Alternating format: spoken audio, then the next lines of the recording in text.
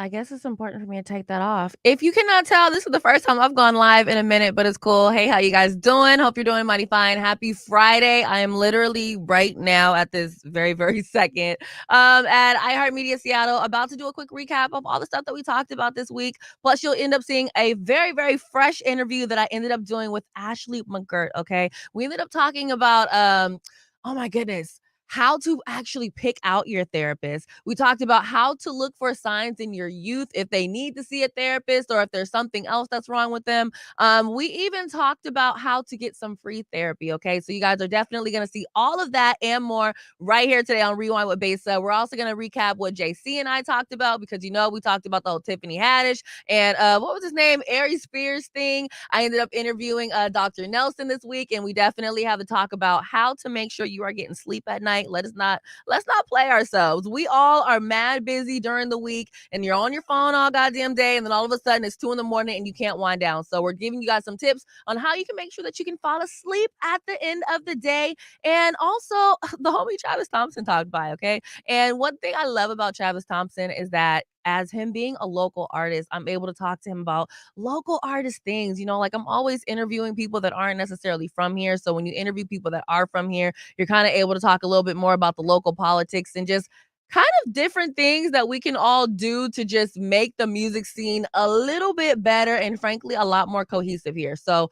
first things first, we're going to start out with what JC and I talked about, which was Tiffany Haddish and Aries Spears. Okay, so as you guys may or may not remember, Tiffany Haddish and Aries Spears are in some hot you know what. Okay, in a nutshell, a mom is saying that, well, they were accused of grooming their kids or her kids. One was 7, the other one was like 14 years old. And JC ended up making a very, very good point when it came to the mom and how the mom actually relates to Tiffany Haddish in the skit. Check this out in case you guys missed it. Tiffany Haddish is relieved after Aries Spears' skit video surfaces. I wanted to take responsibility and I was tired of being extorted. This circle is apparently Jane Doe and John Doe's mother partying at Tiffany Haddish's birthday party in 2020. So, of course, they're calling this a shakedown. The plaintiff's mother. Plot thickens. Oh, wow. I don't even know how to say her name, so let me not even try it. Has been trying to assert these bogus claims against Miss Haddish for several years. Every attorney who has initially taken her case, and there were several, ultimately dropped the matter once it became clear that the claims were meritless and Miss Haddish would not be shaken down. Now Miss Morris has her adult daughter representing herself in this lawsuit. The two of them will together face the consequences of pursuing this frivolous action. If that ain't creepy, I don't know what. It's so creepy. We talked about how I remember you were saying that the mom possibly has mental health issues, and I was like, yeah, I'm not, and to use Whitney Houston's word, I'm not going to say that she was crackhead. I'm going to say she's a little crackish. But you know what I'm saying? Like that, it doesn't, like, when you find out like what actually happened, like you left your kids with these people, you left your kids with adults, and you were literally the mother in the skit. Like it was art imitating life. Damn! And it's like, you know what I'm saying? It's like, that's what it's like. I'm like, wow. So it's just like, it's kind of. I didn't even think about that. Yeah. You were literally the mom in the skit. Like you literally are the person that Tiffany Haddish is playing. It would be a trip if Tiffany Haddish was actually playing the mom. Like if the mom was actually like an inspiration for her role. You understand what I'm saying? It just like, I'm like, shriveled. I'm not shriveled. I'm shriveled. Your use of the English language confounds. I love it. Chef's kiss. Yes, Omari, we are live. And like I said earlier, I don't think I've gone live over here on Converge in it's been at least a year. So, hey, how y'all doing? But yes, you guys, it's so crazy to me because where she's saying that they groomed the children. The whole skit was about watch who you leave your kids with. And this lady didn't even watch who she left her kids with. Not saying by any means that what Tiffany Haddish did and Aries Spears did to those kids because somebody had to show them how to do those things was okay. But what I am saying is that it's very, very ironic that literally the skit is basically exactly what the mom ended up doing. All right, we're gonna go do a quick commercial break. When we come back, we are going to show you guys what Dr. Nelson had to say when it comes to, get this, making sure you can actually get some sleep at night, something that a lot of us need to actually work on doing. Okay. Baseball is a beautiful game, especially when played in community. Earlier this summer, Baseball Beyond Borders took a powerful, eye-opening journey through the heart of the South, which included baseball, civil rights, and reconciliation. Our young kings hosted a baseball clinic at Jackson State University in Jackson, Mississippi, and hit the road to Montgomery, Alabama by way of the historic Edmund Pettus Bridge to visit the Equal Justice Initiative Museum and Memorial, all in an effort to ground our kings in their history and find serenity in the sport they love to preserve the cultural legacy. Join Baseball Beyond Borders on September 27th for the premiere of our film, Reconciliation Tour, at T-Mobile Park's Ellis Pavilion from 3 to 5 p.m. Hear from those on the front line as well as special guests as we elevate our promise to bring healing through play. For tickets or to donate, visit baseballbeyond.org or check our social media platforms.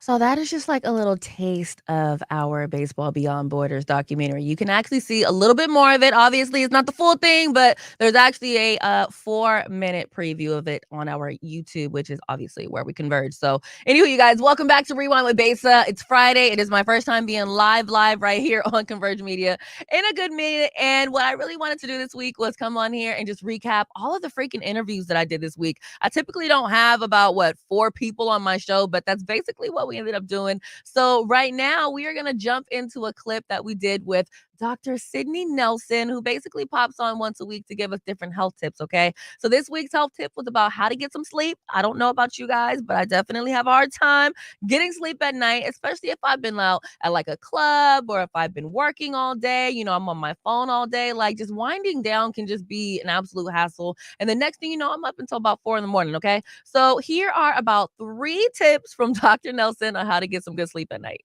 Do you have any like recommendations for people that feel like they don't know how to go to sleep after a long day? Like for me, say if I'm like up until 2 a.m. because I've been like editing all day, Right. and I'm still like mentally stimulated, and then all of a sudden I can't like lay down and rest for 2 hours. Do you have like at least 3 quick tips to give people to relax and actually get that sleep?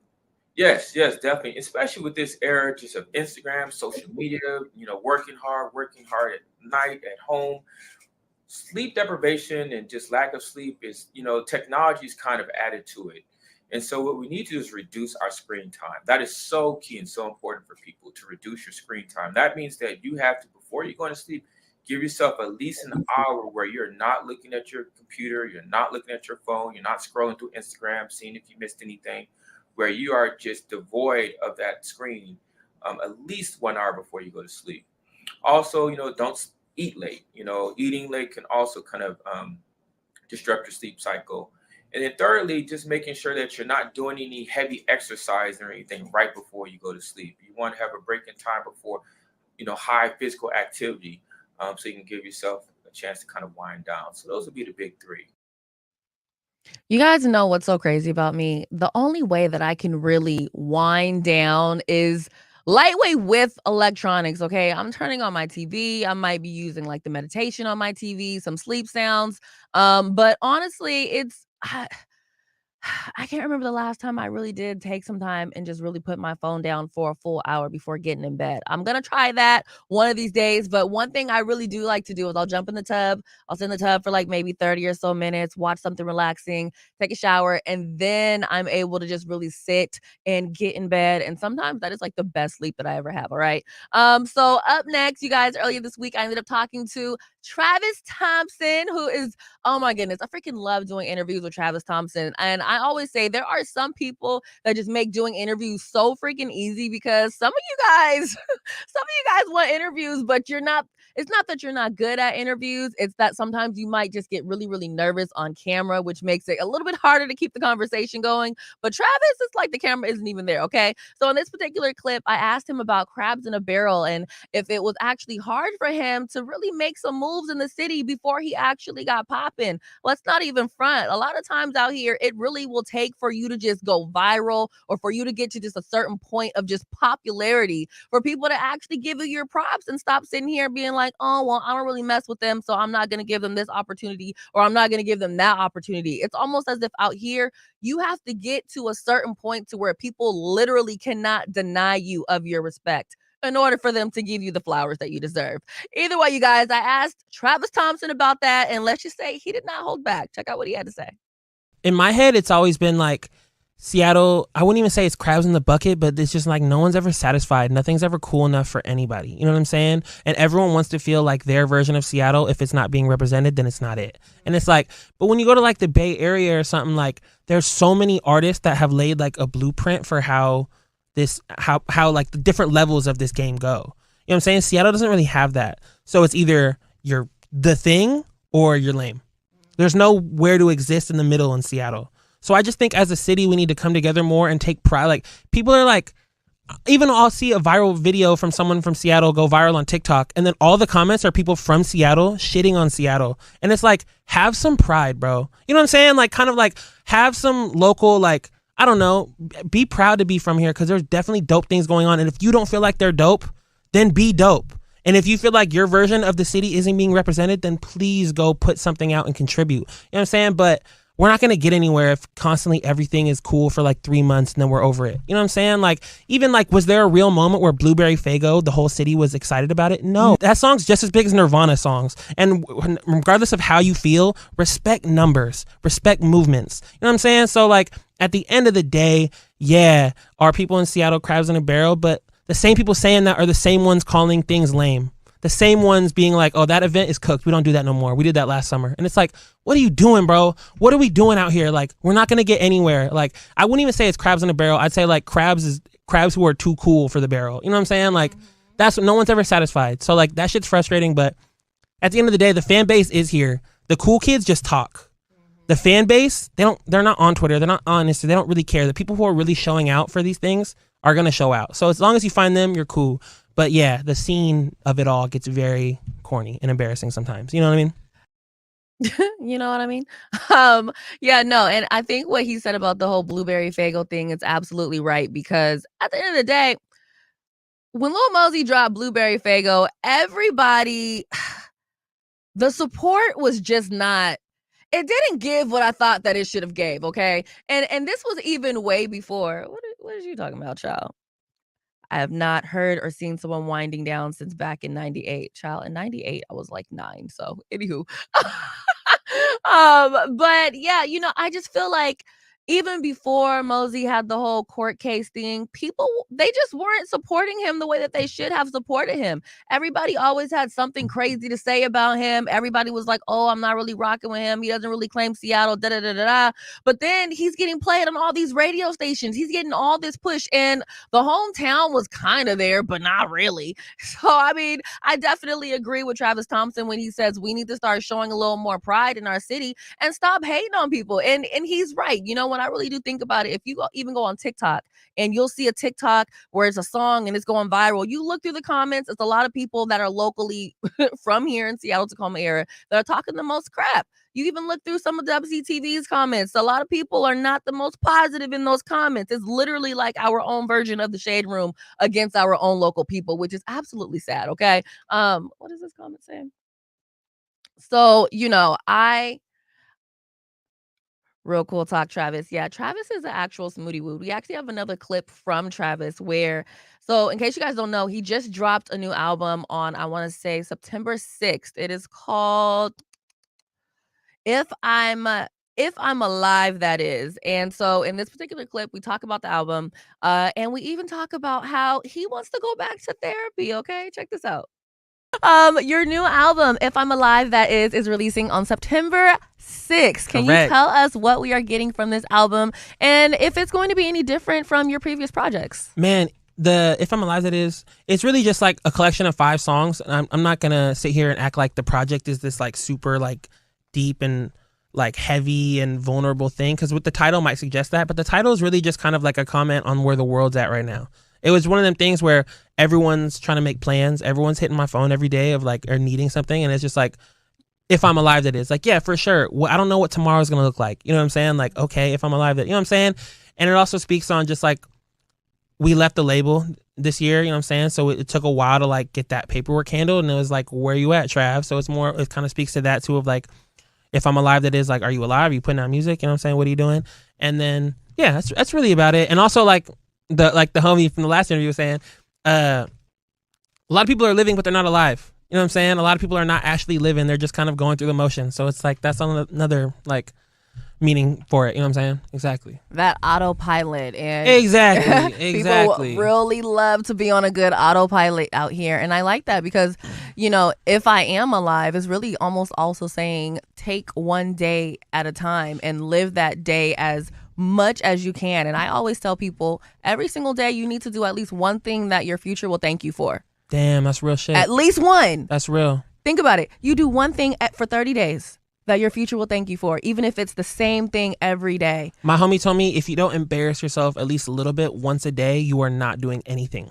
And I'm like, that's facts. Like if I don't walk out with a little bit of like my outfit's a little crazy, or like I said something like a little extra, or if I didn't do something that day that didn't embarrass me, then the day was a waste. I didn't grow. I didn't learn anything. You know what I'm saying? So. And you didn't make yourself uncomfortable. You know, I was talking, what was my episode yesterday? Or earlier today, we were talking about Kanye West and all of his rants and how he doesn't go to therapy anymore. Yeah. And I'm like, sometimes I feel like a lot of people don't want to go to therapy because it makes them uncomfortable. And I'm like, since when is change and progression ever comfortable? Ever comfortable. Yeah. It's not supposed to be. No, not at all. Especially if you're confronting the things about yourself that you need to fix.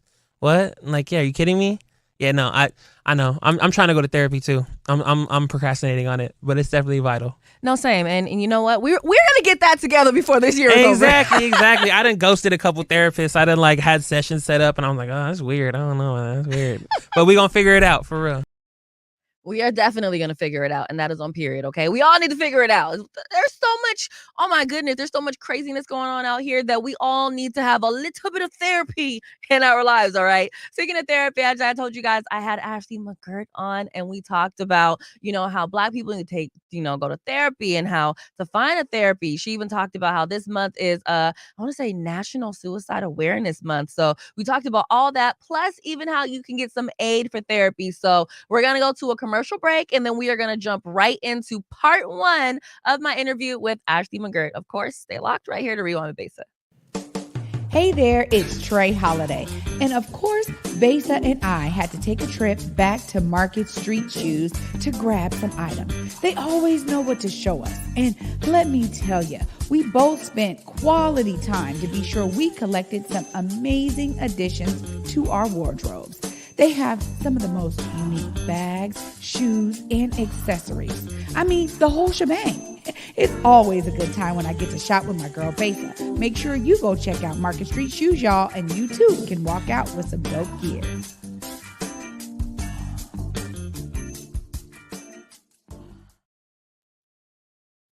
I guess I was supposed to hit play, right? Welcome back to Rewind with Besa. This is honestly, you guys, my first time actually going like live in a minute. Like literally, I can say, hey, Deontay. I can say hello to Marcus. I can say hi to Omari. Like, this is just something I haven't been able to do in a minute. So this is pretty exciting. However, it's a little bit different than when I pre-record and I'm able to make everything all nice and crispy. But it's cool. We're learning, all right? I'm thinking about doing this every Friday. Let me know if you guys actually like it. But in the meantime, between time, here is part 1 of my interview that I did with Ashley McGirt. Like I said, I was going to play. Hey guys, Besa Gordon here. So as you can see, I am not at iHeart right now. I'm actually at Converge Media because I have a special guest with me. I interviewed her a couple years ago when I was at Cube. Her name is Ashley McGirt, and she is over the Therapy Fund Foundation. As you guys know, this week there's been a lot of suicide. There's been a lot of mental health talk. So I felt like while she's here, this is an amazing time to actually give you guys some tips on how to really deal with that mental health with everything that seems to be going on in the world. Ashley McGirt, how are you? I'm great. I'm super excited to be here, especially now and having this conversation. Heck yeah, you got like we were talking about backstage, it's so interesting to me because with the pandemic, a lot of people had suicide. A lot of people had mental health issues. And personally, I don't know about anyone else, but I thought that once the world kind of started opening up again, it would kind of slow down.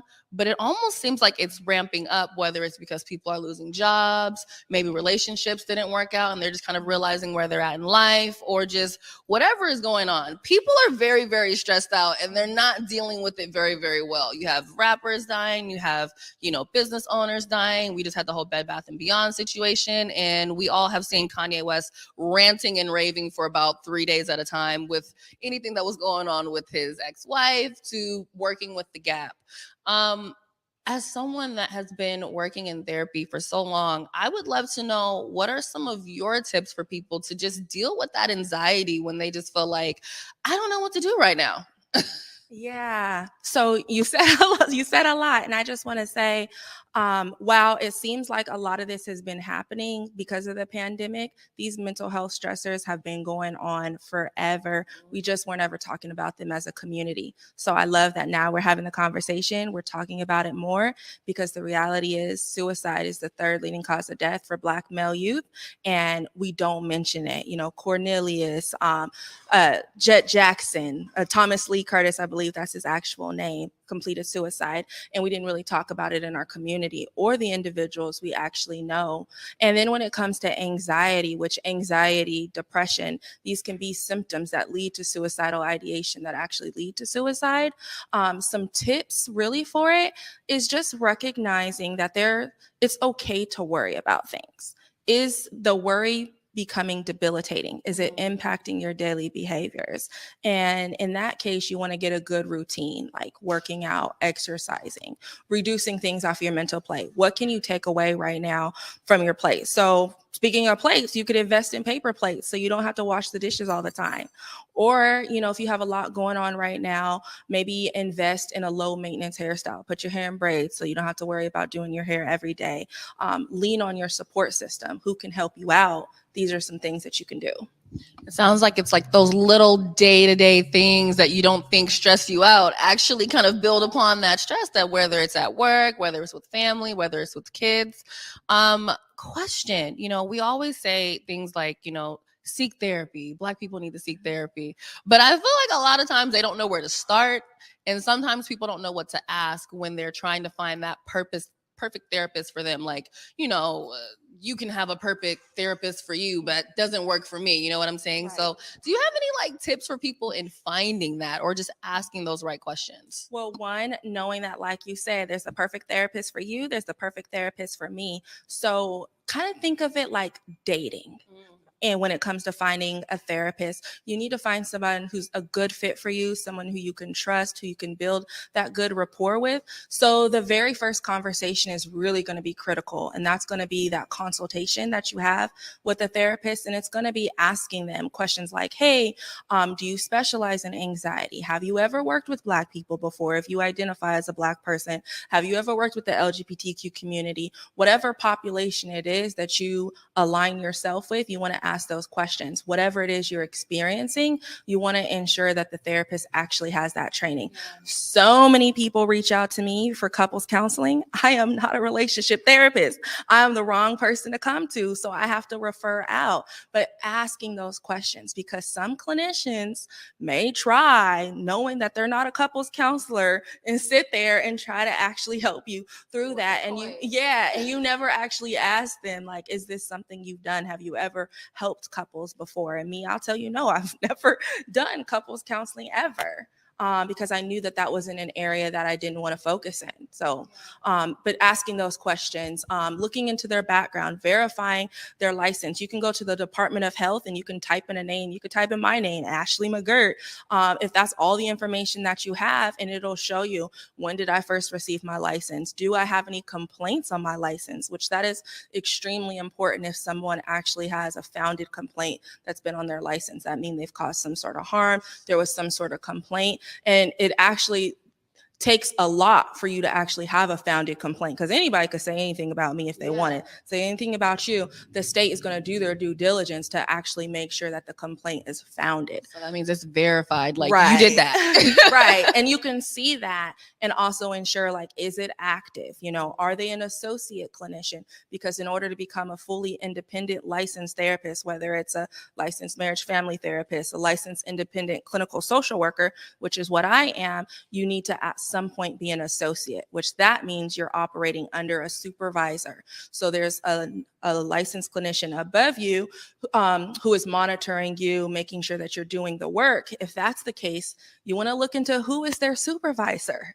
What is their supervisor's background? How often do they meet with their supervisor? Are they sharing that information? Because if they're an associate level clinician, that means that your conversation is not just between you and them, because they actually have to go back and share that with their supervisor. So these are some of the things, and that's a little deeper, you know, license. And then also recognizing that there is bias in the licensing process, especially when it comes to Black clinicians. It's a very difficult test.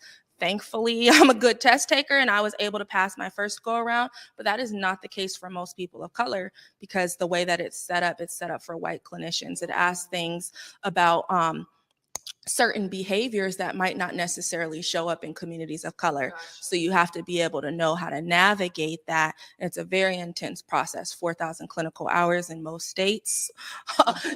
Yeah, Washington and California have like the most amount of hours. And I think Hawaii is up there as well. So just looking into that.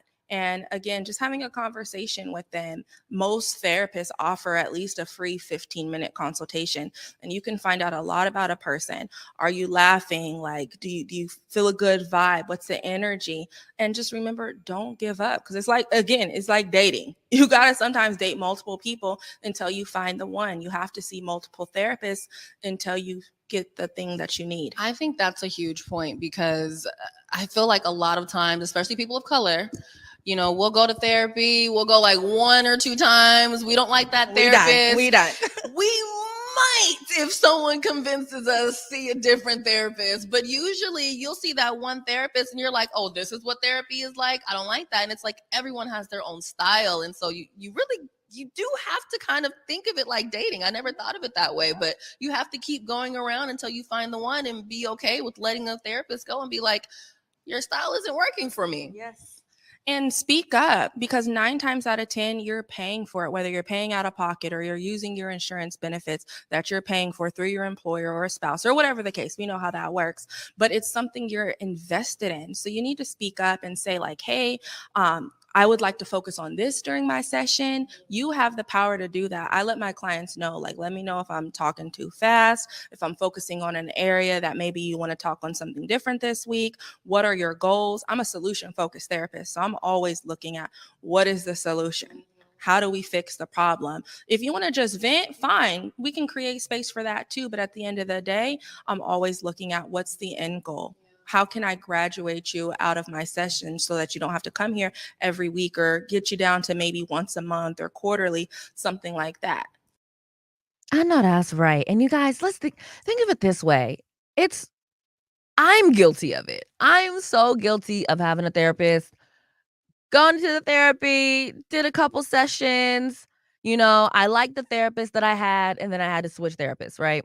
So then I get this new therapist and I just wasn't feeling her. And so rather than, you know, asking for me to get like assigned to another therapist or looking for another therapist, I literally just have not gone to therapy in like the last 2 or 3 years. So don't be like me. Okay, I definitely plan on getting myself back into therapy, but I say all of that to say, you know, you have to like test them out. You know what I mean? Don't let one therapist that just might not have been that great make you feel like all therapists aren't great, because just because one man is trash doesn't mean that all men are trash. Anyway, you guys, we're going to go to another quick commercial break, and then we come back. We're going to do part 2 of my interview with Ashley McGirt. I'm past patiently waiting, I'm passionately matching every expectation, every action's an act of creation. I'm laughing in the face of casualties and sorrow. For the first time I'm thinking past tomorrow. And I am not throwing away my shot.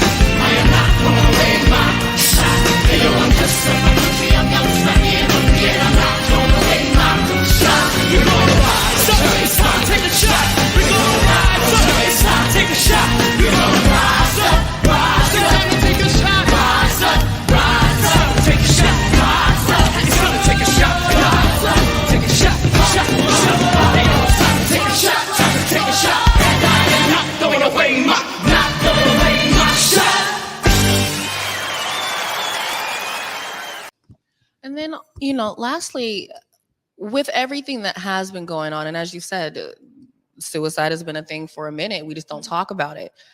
What signs can we really look out for, especially in our youth, to be like, I really want you to talk to someone, especially when they're like high school and really even in middle school, because even I was going to a therapist when I was in middle school. I was lucky enough to where like my high school and my middle school, they had a psychiatrist in there. So I was able to go and seek psychiatry like once a week or once a month. And, if I missed a session, they would be like, hey girl, where you at? You know what I'm saying? But it was very helpful for me, but I just knew that was something that I wanted to do. But for a lot of these kids, it's too late. Yeah. And so when it comes to that and the youth, basically looking at their behaviors, are they isolating? Are they acting out? How are they showing up? Are their clothes disheveled? There's a lot of different factors. What's their appetite like? Were they a person that was very talkative and now they're no longer talking? Or are they talking more? Are they actually expressing? Because the reality is a lot of people will be blatant and be like, I don't want to live anymore. I want to do this. I don't want to be here. So actually listening to that. Are they drawing certain characteristics that may seem like, oh, they got a lot of tombstones, a lot of artwork around death? That can be a sign as well. So just looking into that, actually having conversations, asking them how do they feel. Sometimes it's very, very difficult when it comes to the youth because they know the things that they should say or that they think you want to hear. So if you feel that there is a youth who may be suicidal, then you want to bring in a professional like myself who can actually do a clinical assessment. So, to wrap this up, what is something that you would love to see the state of Washington and California, where you're at now, do for just their citizens, mental health wise, before the year is over, or at least start working on something to make life for everyone a little better within the next year? I would love to see really the United States as a whole look at the way that insurance not diagnosis, but the way that insurance approves billing, because right now they do it from a crisis-centered model. A lot of my clients, they're high functioning. They may not necessarily have a DSM diagnosis, which is our therapist Bible tool that we use to diagnose people.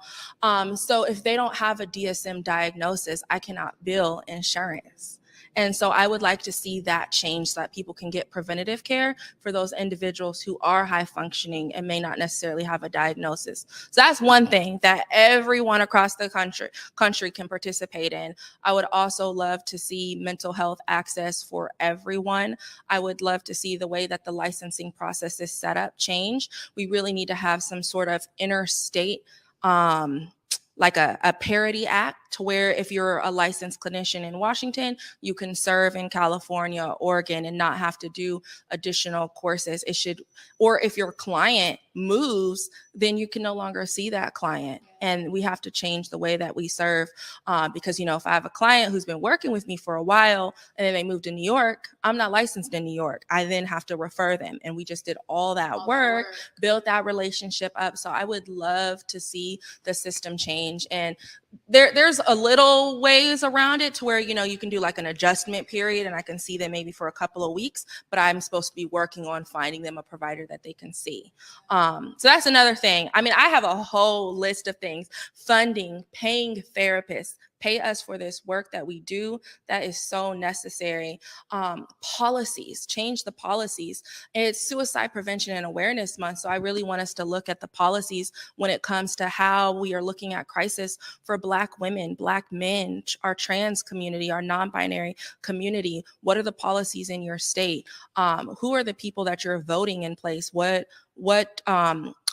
focus are they on when it comes to behavioral health? What have they done if they've already been in office? Have they actually followed through with those promises? So those are just a little bit, but we could be here all day if I tell you all the things I want to see in Washington and Oregon, all across the globe, really. But these are just some small changes that we can start with when it comes to insurance companies, affordability, making sure the reimbursement rate is not just $30. Like, that is not okay for a master's level clinician, and the work that we have to do when essentially it breaks down to less than minimum wage for all the work that we're doing. And real quick, do you ever think that there will be a point where your job, your healthcare actually includes a mental health day? Like, I've heard rumors about that, but I feel like that would be dope if we had a nice mental health day. It already does. I mean, I work for myself. I'm the business owner, and we have mental health days. I actually force my staff to take off if I see that they're stressed, and they're like, no, I'm gonna work, because we're so conditioned as a people to just work, just show up for the job. But honestly, you're no good to me and my company if you're no good to yourself. So I really stress that. And I think it is changing. I see it with Amazon employees, Microsoft, other organizations who are stressing these mental health days. They're bringing in actual therapists. They're bringing in massage therapists as well, just as ways to relax their staff.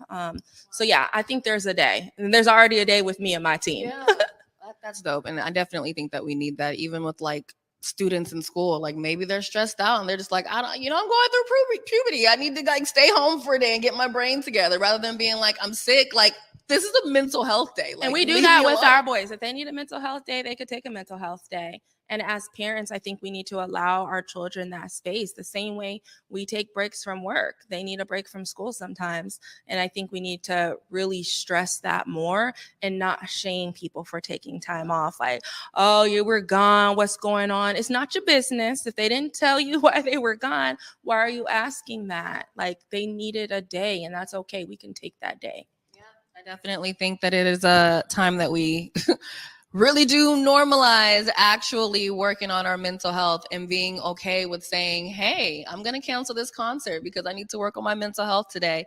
And rather than judging people and being like, oh, that's not what you're doing. No, that really is probably what they're doing. And maybe you should do that for yourself.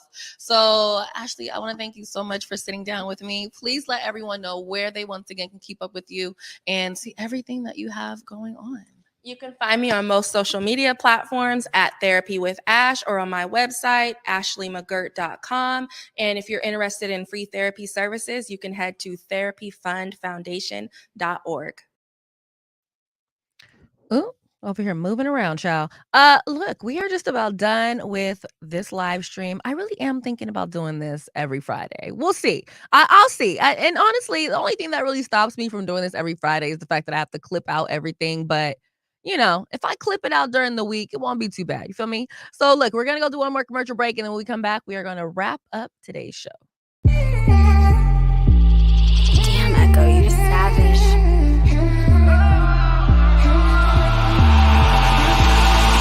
Big Mac, baby, eating that roof, Chris.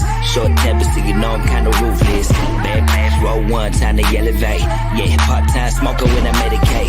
Big step, a couple hoes up in the Dino. Fly 'em out to Vegas, couple just in the casino. Mean rep, I had to earn it, others buy it, money burning. I work harder, I deserve it. You a groupie, you a bird. I'm a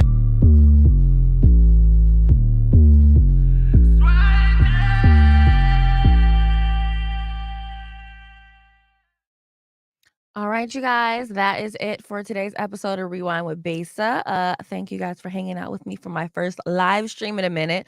These will get better as I get more used to pushing the buttons live and not being able to edit as I go. But in the meantime, between time, honestly, you guys, there's a lot of craziness going on out in this world. So stay prayed up, as they would say. Make sure you're doing your meditations. If you believe in astrology things, tomorrow is a full moon, and currently we are in retrograde. So you have been warned. All right. So either way, I'm about to get out of here and start recording my shows for the weekend so I can actually live my best life like I want you guys to do. And you already know, until next time, make sure you keep that energy high.